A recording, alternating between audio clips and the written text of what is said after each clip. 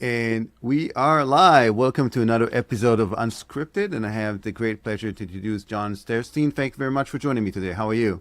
Yeah, I'm doing well, thanks. Thanks for having me. I always like to interview people from the cyberspace, specifically founders and entrepreneurs in the space, because there's always this phenomenal journey that people take and allow people to expose themselves a little bit on this platform. So why don't we start there? Walk me through memory lane, how you got started, and how, more importantly, how you jump into the deep end and create your own business. Sure, sounds good. I've always been interested in cybersecurity since, I guess, way back in the day, early days with the internet and just seeing how early days of cybercrime was occurring. Back then, it was more of a curiosity for people and seeing what they could do, and that was really interesting to me. Some of those early movies like Hackers and those things came out, and I just thought this was really neat, even if that stuff was not accurate at the time. But What's your favorite show, John? I would say from a cybersecurity standpoint, looking at Mr. Robot, I think they pretty much nailed it with a lot of the hacks on there. That was epic, right? That's Yeah, the for those who haven't had a chance to watch it. Did you like the ending of it? honestly, Providing I spoilers. honestly have not seen the very ending yet. Okay, well, I've watched the first couple seasons, we'll but I do have the not caught episode up. in episode two of this conversation. You go watch it and we'll talk about it. Deal. That sounds good. But yeah, throughout my journey, I was in IT early. When I went to college, they didn't really have as many cybersecurity programs. So I did computer science. I did the IT, then security analyst, security engineer. Eventually, I got hired to run the security team or start the security team at a hospital system. And so I was doing that and then got the hospital where it needed to be. And after the hospital journey, went and started my own company. And so you could have gone and worked for. Now you had the experience, you had the hands-on experience, you had the success story to back it up. Yeah. You could have just as easily got a really great position somewhere. Why? Like, why did Yeah. you decide that? Most people don't do this. Most people Yeah. walk through the journey of getting maybe like a higher paying job or more Yeah. responsibilities and so on. So why did you decide to make that shift?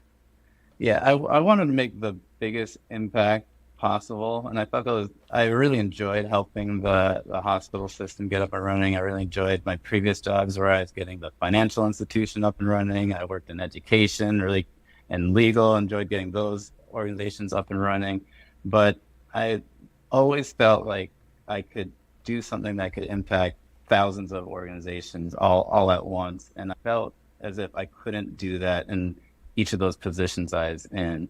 And so at the time, I remember when I was at the hospital, I had numerous other organizations reaching out to me asking for assistance in their cybersecurity programs. And I tried helping them. I tried convincing my current employer to let me work as a contractor and then help out other organizations as well. And it just, the most companies aren't organized in a way where they can say, all right, our security officer can now work on contract and now help out other organizations. They just want me to work there. And I said, all right, I'm not making the biggest impact possible here. And so I knew that I had to at least try starting something on my own so I could make that impact that I was looking for. And wasn't it a scary endeavor? Like all of a sudden, like you are instead of getting a paycheck every 2 weeks, you now have to go out and find a contract and start Yeah. working, and you don't know this the whole process. Also, like a building organization, now you have to invoice, you have to wait for to get paid. There's some legalities involved, liability. There's all these moving parts associated with running a business. Talk to me about that process. And did you worry about where it seems like it was a natural transition for you? But I'm sure, like the first couple months, were there any times where you felt like maybe a doubt that you made the right choice? I think the thing that pushed me over the edge was I was way more definitely going off on my own. That was new, that was unpredictable. But the thing that terrified me the most was not trying this. I could easily see the path where I could get a higher paying job and I could work another place. But I was so terrified of not trying that journey that I didn't want to look 20 years back and regret that I never tried doing this. And so that terrified me more than anything. So I said, listen, my wife and I, we could save money just in case we don't get a contract for half a year. We can do that. And then I guess I knew that if for some reason it didn't work out, I could get another cybersecurity job. Cybersecurity is not going away. We're in high demand. And I said, worst comes to worst, I'll get another job, but at least I tried it and I won't regret something down the road. But I guess for me, I lucked out because as soon as I turned in my notice for my current position, told them we were leaving, my wife and I saved up enough money to last for a little while. Immediately after that, my current employer hired me back as a contractor. So I had my first customer pretty much within a week. Yeah, and that really must have been really helpful. And as you mentioned, you knew at the time that your skill set is in demand, so you can go back. And Yeah. do you remember the first couple projects, what they were in terms of what problems were you solving specifically? Yeah. So one project was basically doing my own position as a contractor, which is great. So I had that. And then I remember we had a couple, I remember one within a month, we had a company that had a cybersecurity incident. They wanted me to help them through the incident, which I did that. And then I quickly, once I had my own company, I started having some people reach out to me for other things. So we had some pen test engagements. I was teaching SANS classes at the time, so I was doing SANS training, and then companies were reaching out to me to do web application pen testing, network pen testing, risk assessments. And so those were the first initial things that I was doing. And things have really changed in the past several years, right? Yeah. So it seems like cybersecurity has been around. It was first IT security. First, it was like part of IT, and then it was like its own discipline. It was called IT security. Now it's cyber. Yeah. And you were part of that journey, right? Yep. Like of development of new methodologies. And we'll jump into today, like the AI and how things are advancing. But before we jump into that, walk me through the journey of what you've seen from as a practitioner, and we'll talk about your teaching in SANS as well. But as a practitioner, how's the industry evolved, and in terms of the risk associated, and how does organization actually protect themselves from it? Because things have really changed in the past 10 years. Yeah, I think there's a couple things. One, the tools and the attacks, and a lot of those things have changed or just become a lot faster and more sophisticated. But one thing I'm really encouraged by is that a lot of the strategies and methodologies that we have for protecting our organizations, even if the tools change, the overall methodologies have remained fairly consistent here. I would have been surprised 20 years ago or 10 years ago thinking we'd still be talking about having multi-factor authentication in your environment. And we solved this problem already, but some of these same things are still, still talking about. John, it's true. And it's where some of it boils down to like basic hygiene, like having multi-factor, changing password, access control. Things are almost like basic. And we keep, despite the things where we like to talk about the shiny new object like AI, which we will. Yeah. They're just the basic measures you can take to make your organization way more secure. Yeah, Right. absolutely. Even with talking about security awareness training and protecting against phishing, I remember some of our overall methodology, multi-factor, that still stands true for that. But I know some of the early trainings would look at phishing emails and they'd say, oh, you look for misspellings here, you look for this kind of stuff, which with AI and everything, these things get more sophisticated. But the real true security that we talked about with just don't type your password into random emails. Don't do these things. These are all things that just remain consistent the entire time. So I do remember when some of these protective measures came out years ago, I thought, hey, we solved this problem. We're not going to see this again. And then we would do a pen test for an organization and say, oh man, we got in with the default password here. We have not solved these problems yet. These things are still going on. And on top of that, John, it looks like some of the vulnerabilities are being exploited on a day-to-day basis, or things that have been around For years. Absolutely. But yeah, we're like always look at the top 10, but it's the top 50 or like the number 49 I really have to worry about. Absolutely. Yeah, absolutely. I really would have been shocked if I could talk to my previous self 10 years ago and say, 10 years from now, you're still going to be talking about passwords. That's the same thing you're going to be talking about. I'd say, no way. We would have completely solved that problem by now. So today, when you engage with organizations and they look at you as subject matter expert, how do you engage with clients? Talk to me about the process of working with clients. They come to you either, I'm assuming, because of a problem they had, or maybe a breach or something like that. What's your holistic approach to engagement? In how do you make sure that they see they're happy to see the results? Again, your business, I'm sure, is based a lot on recurring business. People come back to you, and you create a reputation. And the whole process is not for the faint of heart, because again, you deal with sometimes unexpected breaches, unexpected results, and maybe sometimes you have to have difficult conversation with clients. Talk to me about the kind of day-to-day experience for those who are looking, they're practitioners right now and they want to take your route and create their own business and run a company. Yeah, sure. So I'd say our company is more on the proactive side. We're not as much on the reactive incident response side, unless we have retainer. But sometimes people become proactive only after.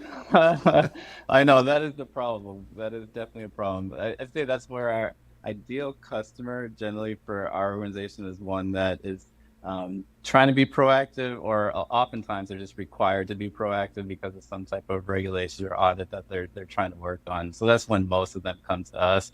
And just for the people that are looking for starting their own company, on the incident response side, unless you have a lot of incident response business, you're going to have people on staff that could just jump on something. If there's an incident, somebody calls you right now, you're going to have somebody that'll jump on it. For our business, since we're proactive and we generally stay on that side, we're generally booked out on these engagements several weeks in advance. So it's not like we have people sitting around that could just jump on an incident all the time. But the way we engage with customers has really changed over the years. And initially, it was mostly through me and my consulting and my presentations and talking with people in work groups. And then it transitioned into working with me and my team. And then it would work with my team members and bubble up to me when it needs to. And then as we matured as an organization, we started productizing some of our consulting engagements and created a product in-house to help with that. I'm not sure if everybody goes through the transition like that, but that's just how our path worked. We said, hey, we know what we're doing really well in this. A lot of this stuff is repeatable. Let's see if we could make ourselves more efficient and automate as much as possible, and then always also provide that support as needed. And Jon, that's ideal. What you describe is ideal. You wanted to create, because you can't just, from a scalability perspective, you can't be everywhere all at once. So you wanted to replicate yourself and become more proficient that way, and have people that can represent you and the company. And you can trust them to do a good job at it, because you can't be two places at once. Absolutely. So this is super interesting, and if you don't mind, I'll want to double click on it. When you hired folks, and how did you mentor them to become you, essentially? And what, because you mentioned that transition was gradual. Yeah, absolutely. So talk to me about that process of hiring the right people, making sure that they, at some point in time, they can venture on their own. And as you mentioned, sometimes they will bubble up to you, but sometimes they take it completely on their own. Talk to me about that process. I'd say this is one of the most critical things in starting and maintaining a company, and something that, especially on the services side, right? Because that's your quality of services is all you got. Absolutely.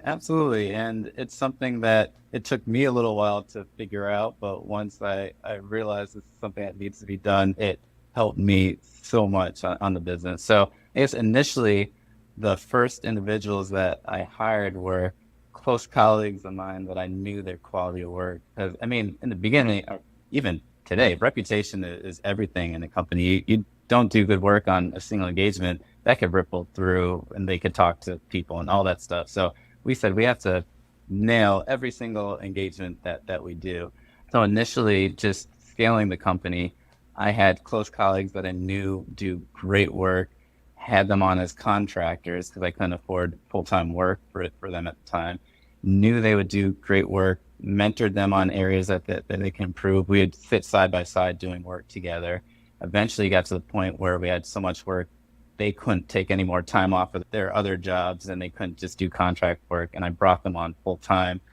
that transition to bringing on the first couple full-time people was probably the most terrifying thing for me because I'm I could be very risky with my own position and my own job, saying I could get another job, but at that point, felt like I was responsible for somebody else's job and their livelihood and all that. So that was terrifying, but at least it worked out really well. And I guess the thing that I was always worried about, making sure we had the great quality and doing the right work. But the thing that surprised me with that whole experience was that once I made sure the team was trained, I trusted them with certain responsibilities. There are many times that they did a better job than I thought I would have done in the situation. So they've grown in. I would look at a problem and I'd say, you know what, I know how to solve this. I know how I will solve this. And then they come up with a completely different solution. I'm like, wow, that's something I didn't think of doing. You did it better. Even when this is just on the people that do pricing and everything. As a founder, you just want people to enjoy you want them to appreciate your work. You want them to enjoy using your services. Don't want them to enjoy using your product. The pricing for founders often comes secondary. They're like, I don't care about the price on it. We just want you to enjoy it. And then I realized we're probably underpriced on a lot of things. And when I trusted other employees to actually take care of the pricing, the statements of work, and the contracts, they were charging really what we should have been charging to begin with. And I'd say, all right, we're actually doing better on these contracts because I'm detaching myself from this whole thing. And they're doing better work than I would do. They're going straight by the formula, not as much by feeling as I would on some of that. So, And yeah, they did better work than I and did. it's amazing because again, you touch upon a really important point is the fact is you had to learn business. Yeah, absolutely. You're right. So, and you may be a phenomenal practitioner, but then just again creating a company and then talking about pricing and talking about you have to do some business development, you have to do Yeah. post sale, you have to do customer satisfaction, there's customer service, there's just a bunch of customer management, success management. Yep. I mean, there's so much associated with it. Yeah. And you are essentially, from your background, you were like an ace, obviously, in terms of solving cybersecurity problems. How did you Yeah. manage to get into, again, getting out of your comfort zone and learning all those business things that nobody taught you about? Yeah, a lot of it's just necessity. I came in saying, I know how to solve this problem. I know how to help out all these companies. And then initially, oh, I need to also be the HR department. I need to be the sales department. I need to work with these government contracts, these state contracts. And a lot of it was figuring out on the fly, which is a benefit of having a startup. You just move really fast, you figure things out, and you just go for it, which is great. But I also had really great mentors too. I even reached out to many other cybersecurity companies, and other people just had businesses that weren't even in cybersecurity and just said, how did you do this? How did you hire salespeople? How did you do HR? How did you scale the company? And I reached out to tons of people on that, reached out to a lot of different companies. Some of them didn't want to share, but the ones that actually shared how they did it was really helpful for me and starting the business. And I still reach out to a lot of companies today, and I say, even when with I'll give an example, we wanted to create a premium tier of our product. And I said, we've never done this before, but we think this would be a good idea. I looked at companies that I admire that had that type of thing in their product. And I just reached out to their founders and said,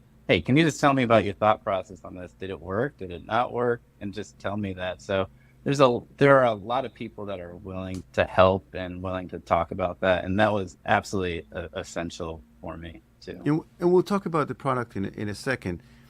And it's not all like rosy. You've done well for yourself, No. but talk to me about it because people love to hear vulnerabilities. Like people like to just, were there any particular failures or things that you've learned from or things that weren't what you expected them to be? You mentioned one thing, you were successful by hiring people and then having them price it right and so on. But what were the other challenges that you came across that really, maybe a customer you had to fire? Or maybe some compensation, because that's also, I think that and you're laughing, maybe that's the case as well. So talk to me about that. Oh man, there are so many challenges. I'm glad you brought it up because you're right. So many people look at things or look at companies and they say, "Oh man, they are crushing it. They're doing so well." I have people come up to me all the time saying, "Jon, we see what you're doing. You're doing amazing. And I feel here's the way it always looks to me. They people can see something from the outside. And for me, when they're telling me you're crushing it, like we're doing well every year, we get better. But John, it's like seeing those memes for for the photos of Instagram, right?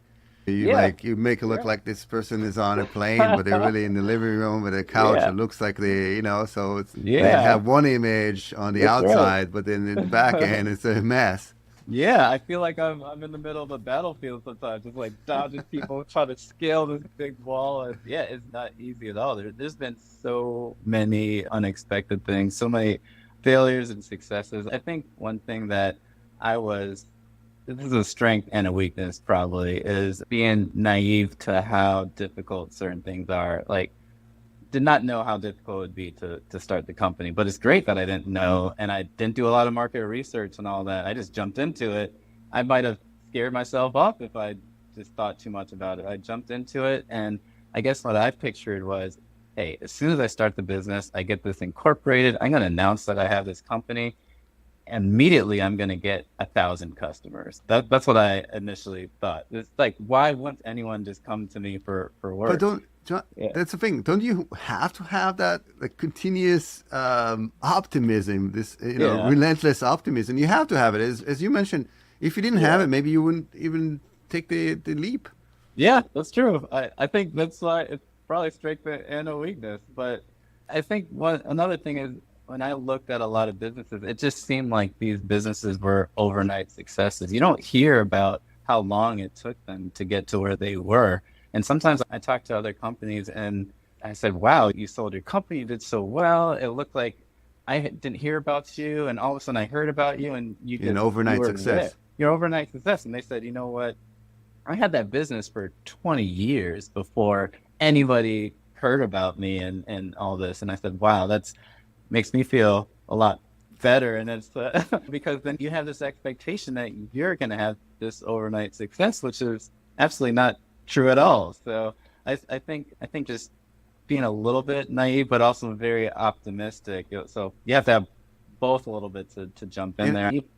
Oh, go and I ahead. think yeah, and no, I think you're right. And I think the success is just even staying in business.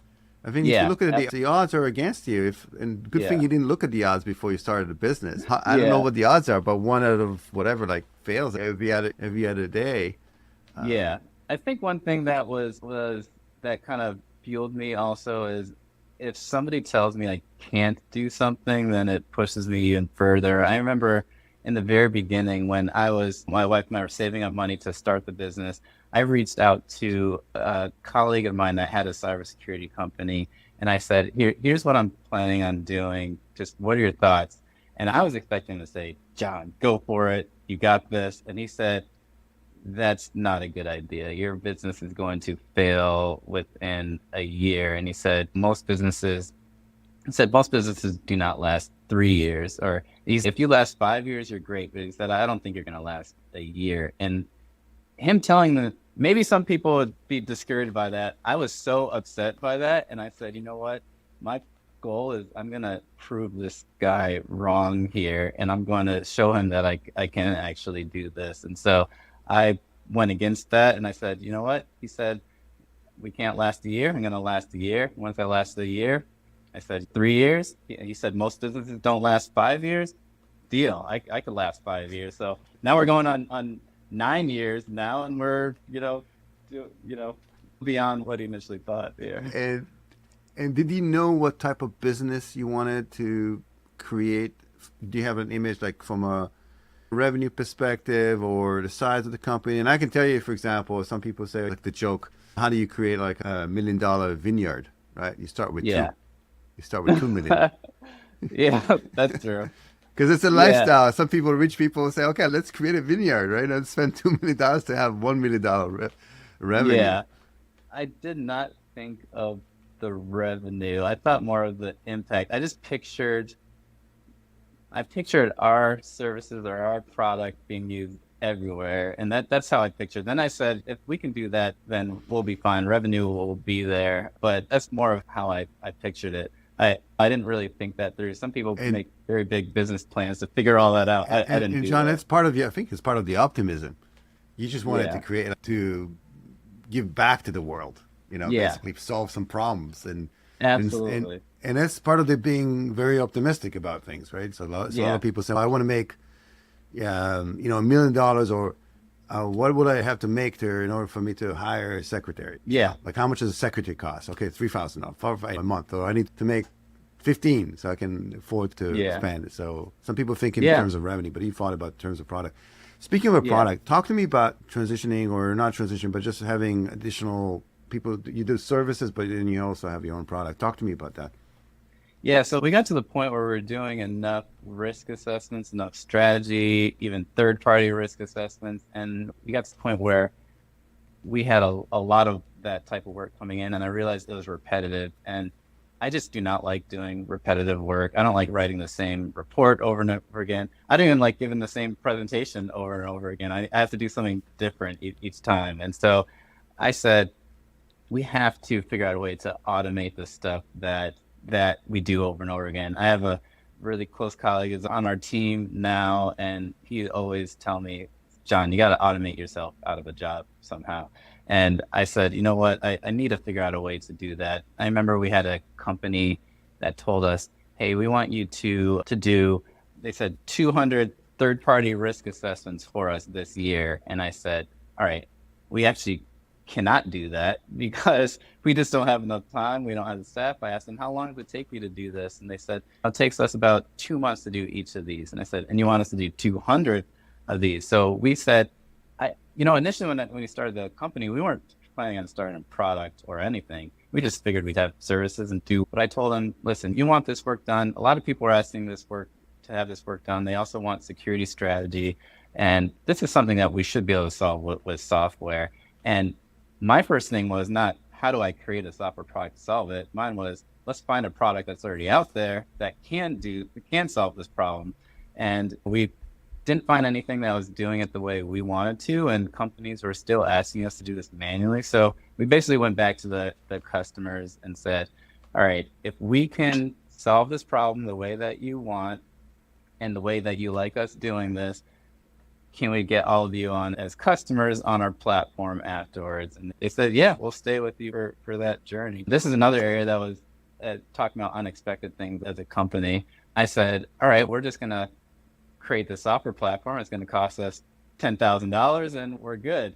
Initially, we asked some developers how much this is going to cost. They gave us all sorts of ranges on how much it would cost to create the software, but it was, I would say, in the tens of thousands of dollars range. And we said, all right, great, let's do that.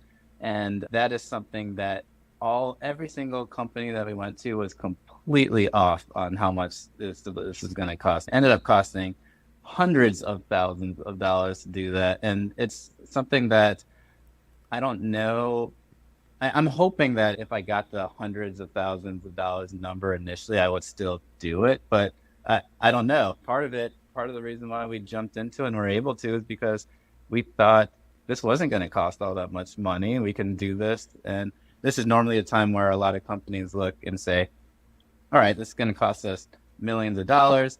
Let's get some investment and let's get that taken care of. John, do you think it was due to a feature sprawl, or what do you think caused the inability to really nail down how much it's going to cost? And it almost sounds to me that's really common. You buy a house to flip, if you watch those shows. Okay, $20,000. We're gonna do a remod, and all of a sudden you start looking at foundation needs to be aligned. Yeah. And by the time you're done with it, it's $200,000. So that's something that happens quite a bit. But now you're describing the software. So looking back, can you pinpoint on, because it's really important? Can you pinpoint on why do you think the root cause of it is?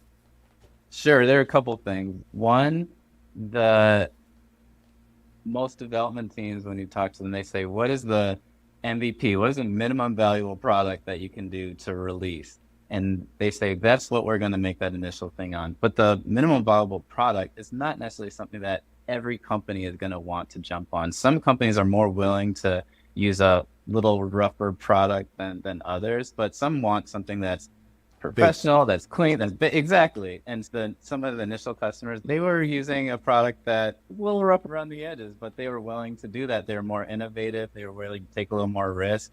But we knew that we need to do a lot more work to get it more professional and everything. So that costs more money. I think also, I don't think a lot of the development companies understood the extent of the problem that we were trying to solve as well. So that was another thing.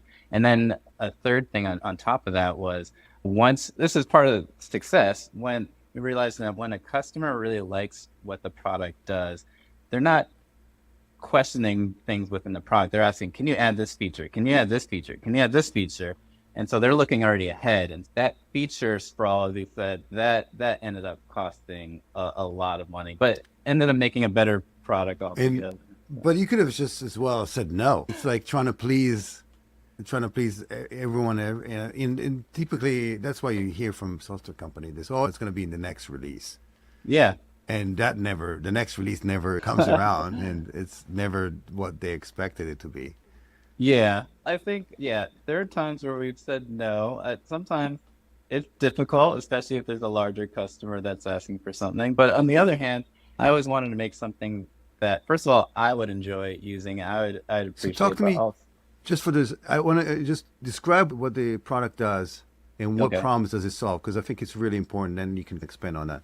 Sure, sounds good. So the product evaluates both internal and third-party risk using evidence-based methodologies, but we're also, the part that's also different besides really having accurate information in there is that we're doing a lot of cost optimization. So we're more in the cyber risk quantification. We understand the finances associated with, if you don't do some of these controls, if you don't have some of these controls, what's the financial risk? To also, we're at the point now where you can see gaps within an organization or a third party, and you can say, here's a list of products that can help you with that. Here's the cost associated with it, and here's the return on investment. So I think from a security standpoint, a lot of us practitioners really understand our craft, but it's also hard to explain that story about how we're improving the security posture and maturity of an organization, explain that to other executives. And so the product really tells that story. It says, here's how much we've been able to improve our security posture. Here's the finances that we put into it.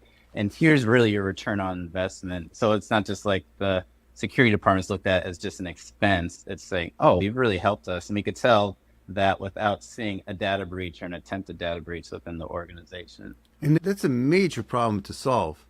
Yeah. Because that's like the underlying issues is that you have limited budget. Yeah. And almost unlimited risk. Yeah. And so you're trying to create like a heat map where first, Correct. as you mentioned, to identify, if I understand correctly, identify where the gaps are. Yep. And then identify where should you spend the money and how. Correct. To mitigate those risks. Correct. And so to have that whole picture in a quantifiable manner is a big deal. Yeah. Yeah. And that's a lot of work. It's a lot of work. So is that what you wanted to design first off, or is that like an evolve from something else? Oh, that definitely evolved. That was not, the initial goal was to automate ourselves as much as possible. And then we realized, oh, after we find these gaps within organizations, they're asking us. When you say automate ourselves, what do you mean by that? Automate the things you were just described that particular. Oh, sorry. As a consultant, automate our risk assessment process, because a lot of that was definitely repetitive. So we wanted to automate that and make that more efficient. To tell you a semi-failure story on that, I remember when we were doing a HIPAA risk assessment for this large EHR vendor, electronic health record vendor, and we estimated, we always did fixed price engagements, and we estimated that this engagement was going to take us 3 days interviewing their executive team, collecting documentation, all of that. We flew, this is in a different state, we flew to the state, we said, all right, we know we're going to do this in 3 days. And this company, the executive team said, oh, you want to see our policies and procedures? And we expected most companies have 10, 20 procedures. They said, all right, bring in the policies and procedures. They brought in these boxes of these paper documents, and this whole big boardroom is lined up with these documents. And we said, oh my goodness, we completely underpriced this entire engagement. John, maybe that's why you got the engagement to begin with. When maybe they said, "Oh, the proposal looks amazing. This guy Yeah. is like phenomenal. He's gonna fly out here with his team, review our mountains of compliance Yeah. documents, and he's Right. gonna do it at what price? Oh, he's right. Yeah. Bring him in." Yeah, you're absolutely right. They probably did that. But we lost money off that engagement. And I told the team, I said, we are never doing this again, ever. Mark my words. How long did it take you? You had to stay there for a week. Yeah, we had to stay there for a week, and then we had to try to see how much we could take back and understand our own. But yeah, we absolutely lost money. And not only that, but we had other engagements scheduled afterwards, and we needed additional help to rearrange schedule. It was very difficult. And I just said, the data collection, a lot of this analysis, that can be automated. I already know we can automate that process. And yeah, that was one of our initial things. They said, I don't ever want to be in that situation again. Let's automate ourselves. And then that naturally progressed. So after we figured out gaps within organizations, we realized so many companies were coming to us and said, all right, we know we have these gaps, but what product can help us with that? How much does it cost? How do we tell the business, that the executive team, that we're actually improving their security posture? And we said, some of these projects, after you identify a risk within organizations, that can take a company half a year or a year to solve one of those problems. And half of it's just trying to talk with different vendors. It's trying to understand pricing. It's doing evaluations. And we said, we can automate a lot of that work too. And so that was not the initial plan, but I said, we have to stay innovative. We have to keep progressing. And that's how we just naturally progress. And that added on more expense too, but that wasn't the initial plan. And that is the best story for entrepreneurs that I've came through, because that's what people do. They come across a problem that they need to solve, then they figure out there's nothing on the shelf that they can solve it. And then some of them don't end up doing anything with it because it's just the lifting is too much. But some go out and, like yourself, they build a product around it. And so you decided to automate the piece of the collection and reviewing, and then you decided to automate the gaps. That's the kind of the tacit knowledge that you guys have, where the gaps are. And then the third piece, how would you attach the third piece, which is what needs to be implemented?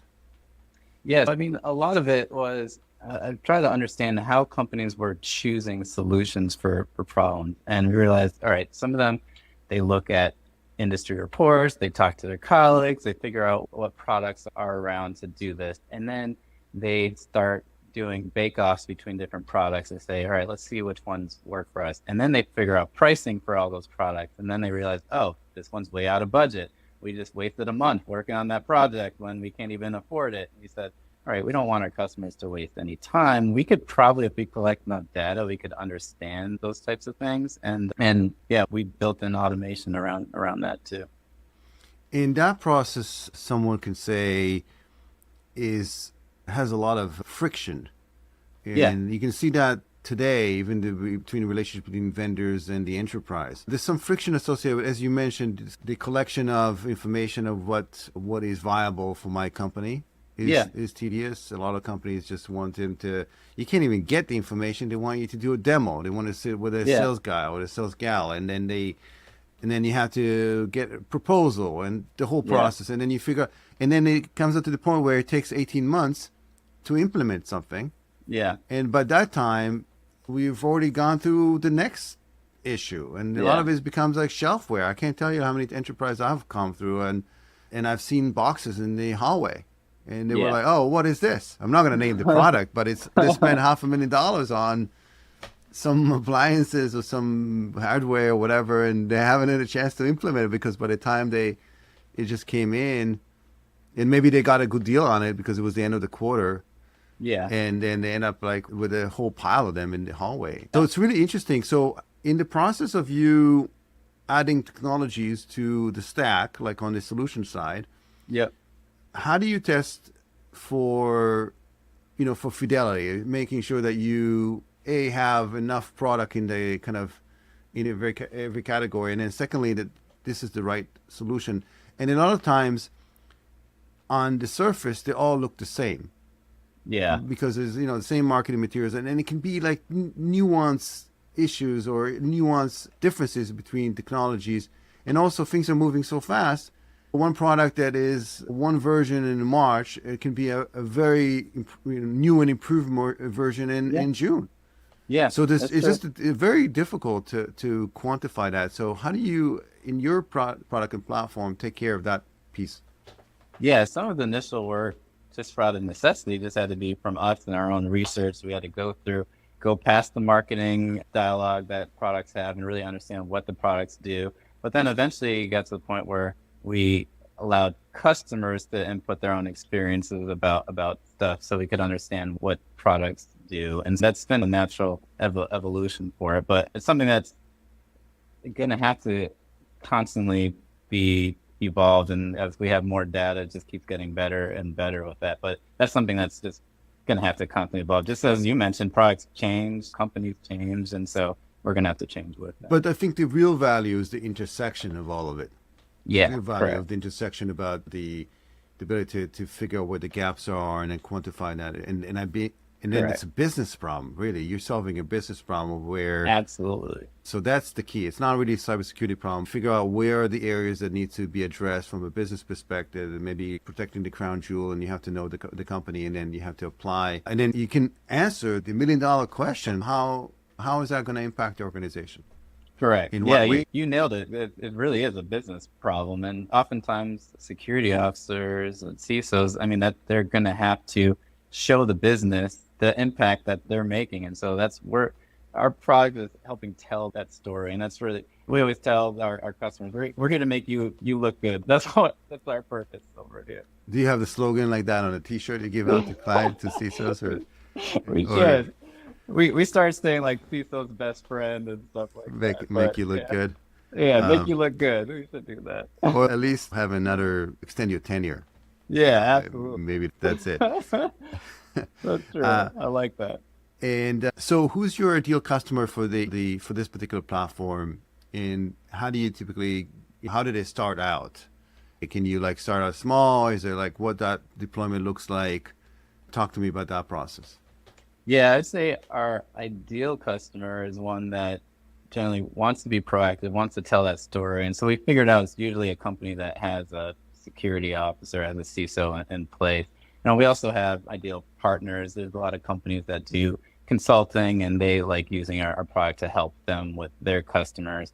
So that's our ideal customer. But when starting the product, I didn't want to make something that every organization couldn't use if they couldn't afford a product. I didn't want to have that product that was like you have to have all this money in order to get it. So we did release a free version of the product that any organization can use to understand their baseline security. And so then we always wanted, like going back to the beginning of the mission, we wanted to just help out as many organizations as possible. And we said, all right, if we have a free solution here, at least everyone can understand how to get their baseline security in place. They might not need to show the executive team a return on investment or anything, but at least they can see what at a baseline they should be doing. So I say that's how So we arranged it. what's the functionality that the freemium version have, and then what's the delta between that and the paid version?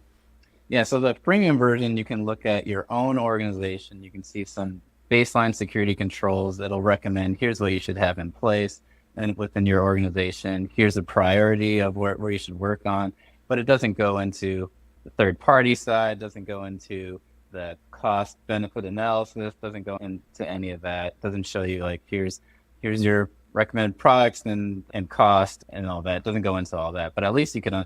But a lot of the small organizations that are just starting out, they're not even there yet. They just need to know what to work on, and so they can do that for free within the product.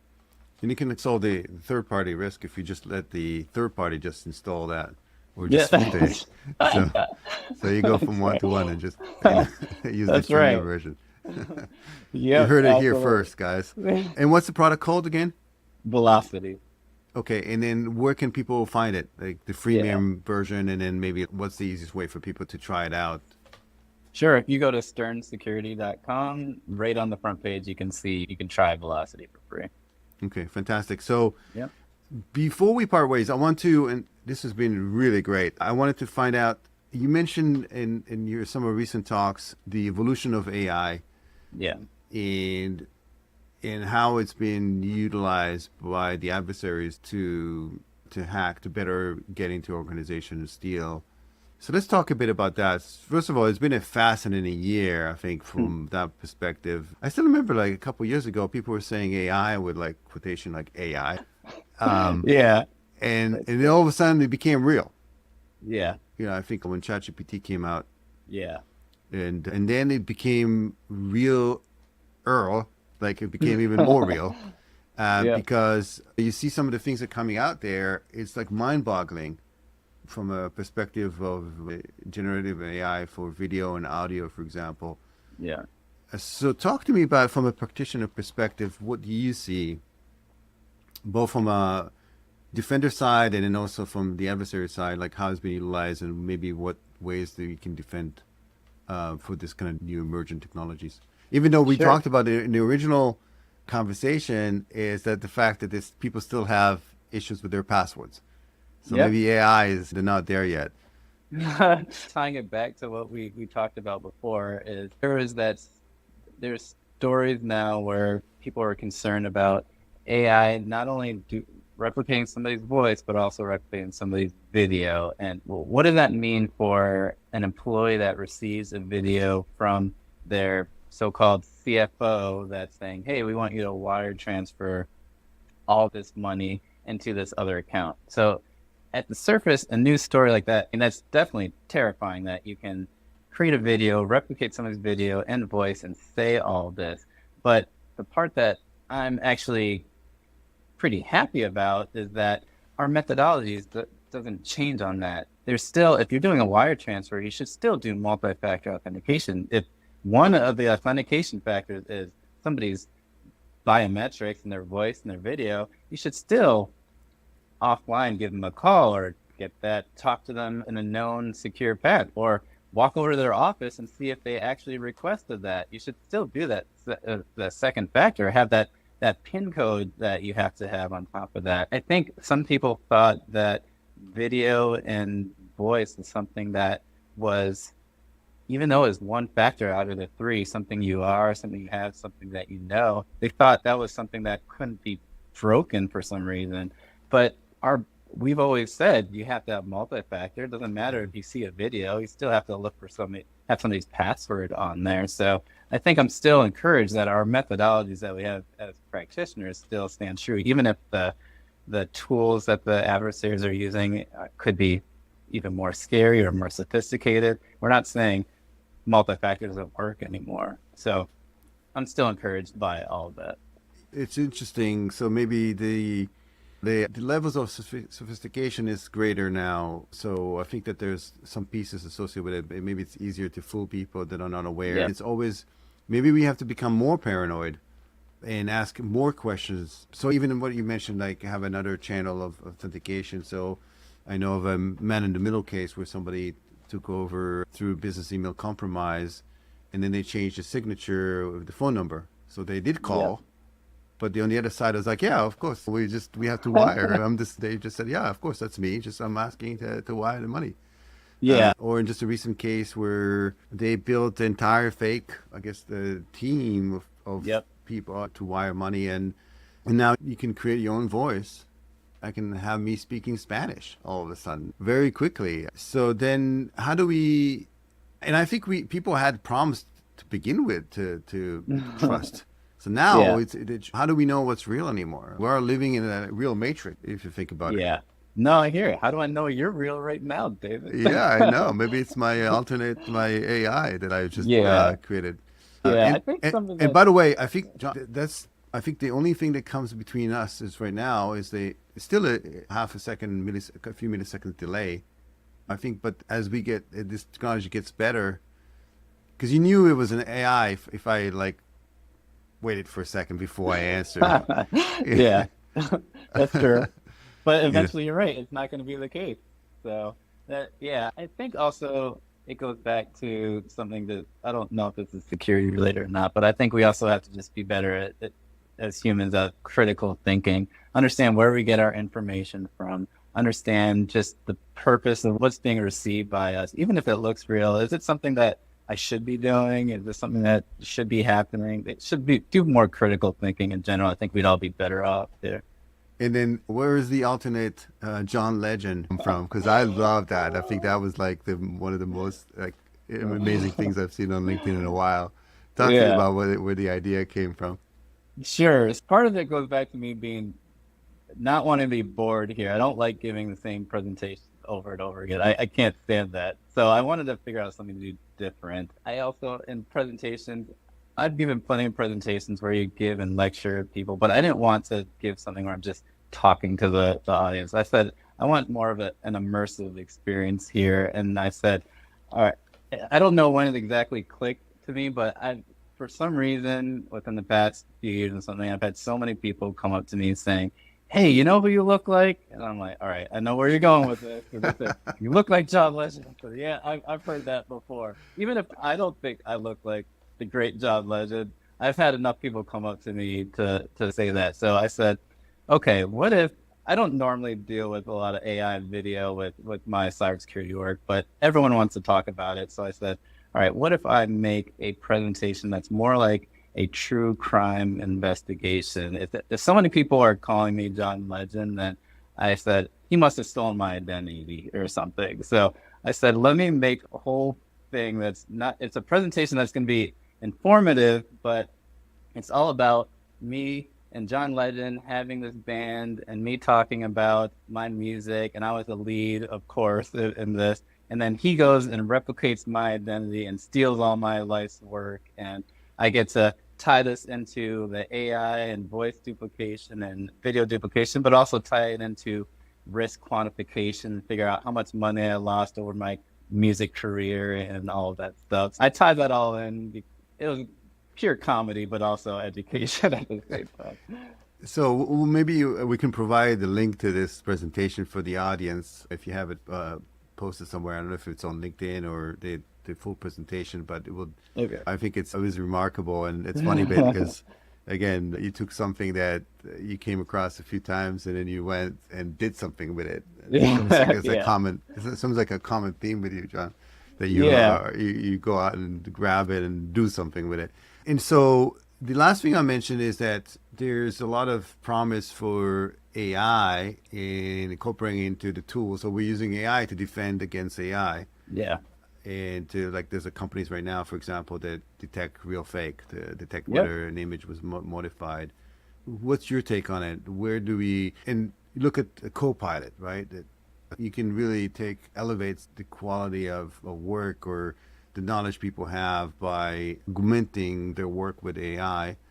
Yeah. So talk to me about that process. What do you see coming along? And you mentioned you were surprised that you're still going to be talking about these basic things like after so many years. But if you have a crystal ball in terms of where things are going in the next 5 to 10 years, where are things Yeah. going? I'm really excited from a defender standpoint. I just remember some of the early days looking at SIEM logs and looking at massive amounts of data as an analyst and just trying to do that manually and just realizing all the companies now that are building in AI into their tools where you don't have to look at every single event that's going on. You can have AI analyze that and get better and better. I think that's amazing. I think that's going to help out so many analysts, get us better data, get better detection, even if intruders are using AI on their side too. I'm really excited from the defender standpoint on all of that. I think from a cybersecurity standpoint, there's so many amazing things that we can do from a defensive side, even if the attack side is getting way more attention. On the video and voice replication and all that, I'm a little bit worried about that side. I think we're always going to be playing cat and mouse game, like what is real, what is not. And I think that goes back to, I just really hope that more people do critical thinking and understanding where they're getting the sources of their information. They're not just getting all their information from social media, which could be completely made up. They're really trying to get legitimate sources. I think if this is a massive undertaking, I don't know how to solve this problem, but if we can figure out how to get more critical thinking and have people understanding legitimate sources for information, then I think we'll only be in a better place. I'm a little bit worried on just that side of it, just where people are getting information and so much misinformation out there. And unfortunately, that's not something I have a solution for.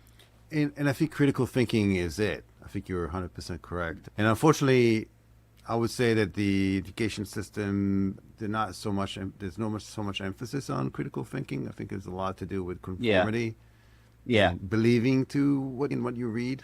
And I saw some statistics that 50% of all the stuff that was in textbooks 15 years ago or is incorrect now. Yeah. So that's yet tough. we were taught to believe this certain thing. So would you say, John, that the last security SOC analyst has already been born? Meaning that I, they're done? I don't think so. I know there's a lot of talk about that. I think we're still needing analysts. It's just probably not the same things that they're doing. I remember when I first started, we were looking at every single log that was going across our plate. And then it transitioned in an area where now we have smarter tools that are categorizing these logs. Now I only have to look at certain categories of logs. And I say, all right, that's a lot easier. How did we do that years ago? We're looking at everything. That's impossible now. But that job didn't go away. It just improved. I think that we're still going to have SOC analysts. They're just going to be much better SOC analysts than we were when we were doing that back in the day. So I think the role's still going to be there, but the type of task that they're doing is going to improve and their output's going to improve. Yeah, I agree with you. But with that said, I think that the people that are going to be successful are the ones that are going to embrace the technology and know how to elevate their skill set. Yeah. And to become more proficient and become better at what it is they do. And like any other tools, they'll have to learn how to utilize them on a regular basis. Absolutely. I agree. Good stuff. And it's been really amazing conversation. I loved it. What's the easiest way for people to get in touch with you, just to learn more about the company, about the product, and just maybe some consulting gigs and so on?